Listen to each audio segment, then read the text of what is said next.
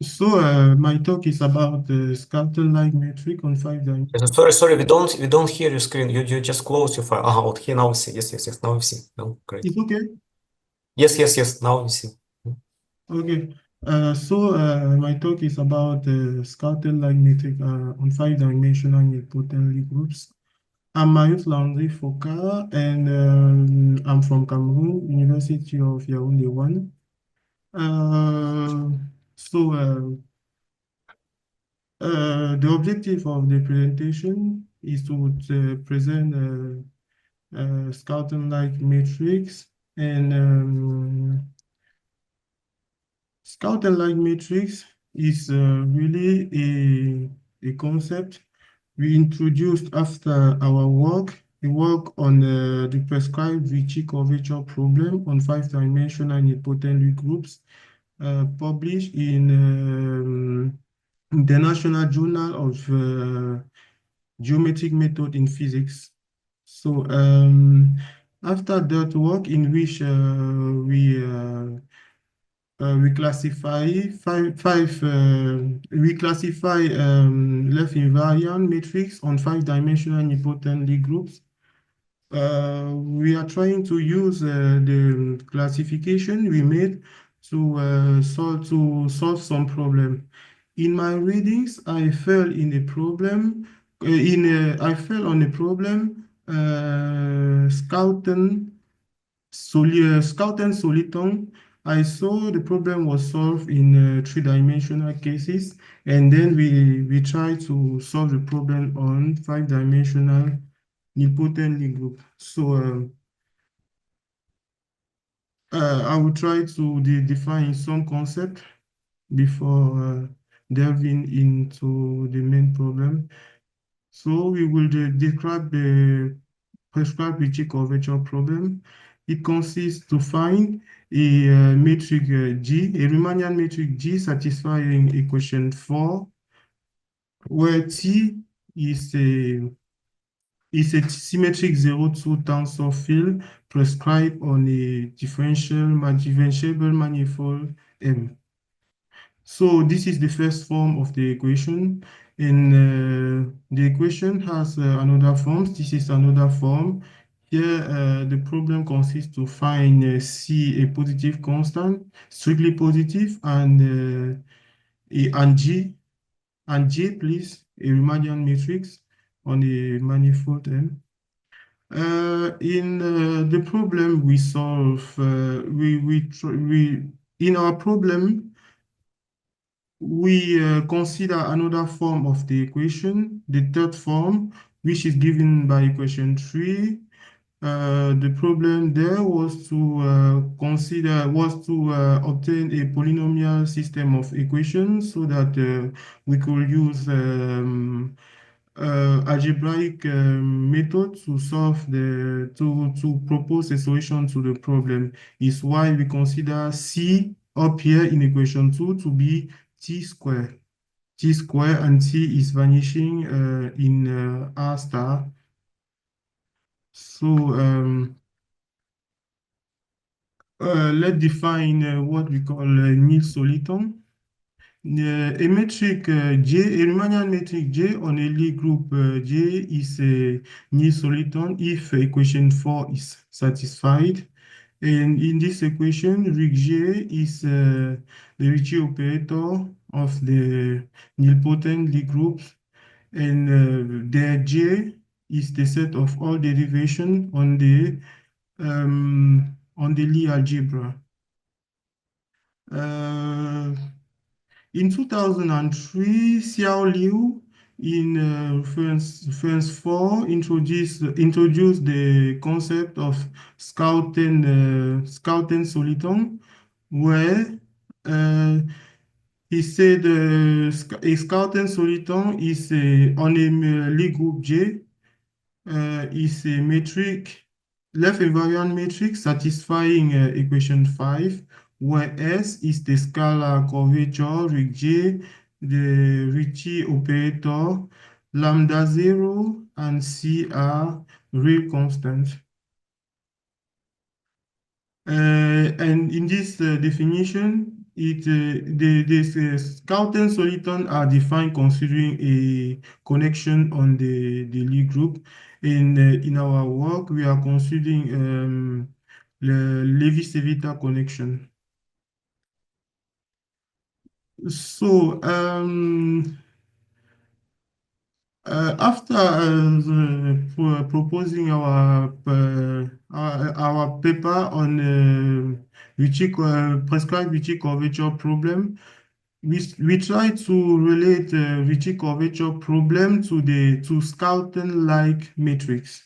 So we introduced the concept of Schouten-like matrix as a metric on a Lie group G satisfying equation 6, where lambda 0, C, and C are real numbers, and uh, S here is the scalar curvature, and G is a symmetric derivation on the Lie algebra. Um, Considering knowing that a left invariant matrix J on a Lie group is a 0 to symmetric tensor, the left right hand of the equations of equation 6 describe a 0 to symmetric tensor. So the definition has a sense. And we show that a left invariant Riemannian matrix J on a Lie group J of Lie algebra J is a Schouten-like matrix if and only if it is an algebraic Schouten soliton. So after introducing this definition, we try to classify this Schouten-like matrix on 5-dimensional nilpotent Lie groups. And to do that, we uh, we use the classification of left invariant Riemannian matrix on 5-dimensional nilpotent Lie groups. We did in our work, and the theorem is a the theorem is the main result we obtained on the classification of the left invariant Riemannian matrix on the 5-dimensional omnipotent Lie groups. So we know that having a 5-dimensional nilpotent Lie groups, a connected 5-dimensional nilpotent Lie groups, we can just use to characterize the set of left invariant Riemannian matrix on these Lie groups. We can just characterize all the inner products on the Lie algebra. So is what we did using the minor type theorem techniques. So we obtained this theorem, and then we saw that every inner product on a 5-dimensional nilpotent Lie algebra admit a orthonormal basis with respect to the inner product such that the non-zero commutators are given by the conditions above. Condition 1, 2, and the other. On the abelian 5-dimensional Lie algebra, there is no non-zero commutator, and the other conditions on the other Lie algebras are given by the second, the third, and the other point. So in our problems, looking for Schouten-like matrix becomes just to characterize the inner products respecting some conditions, and I will talk about the conditions in the proof of these propositions. So our main results are the following. We found these propositions. So on A5 4, every matrix J is a, if I can say, every inner product on the Lie algebra is a Schouten-like matrix if and only if we have alpha equals 0, beta equals gamma. This is alpha, beta, and gamma are the conditions, are the constants we obtained by classifying left invariant Riemannian matrix on the Lie algebra. So it's the structure constant. Okay, so this is our main result. On the Lie algebra A31, we found that every inner product is a Schouten-like matrix. On the Lie algebra A41 plus A1, every inner product is a Schouten-like matrix is if gamma equals 0, alpha equals beta. And on A56, we found that there is no Schouten-like matrix. On A55, we found that every inner product is a Schouten-like matrix if and only if beta equal delta equals 0 and alpha equal epsilon equals square root of 2 times gamma. And we have the other result on the other Lie algebra. So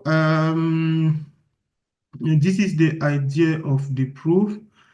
So knowing that every matrix J on the Lie groups is a Schouten-like matrix if and only if it is a Schouten soliton. The lemma is stated up. So we define the endomorphism D on the Lie algebra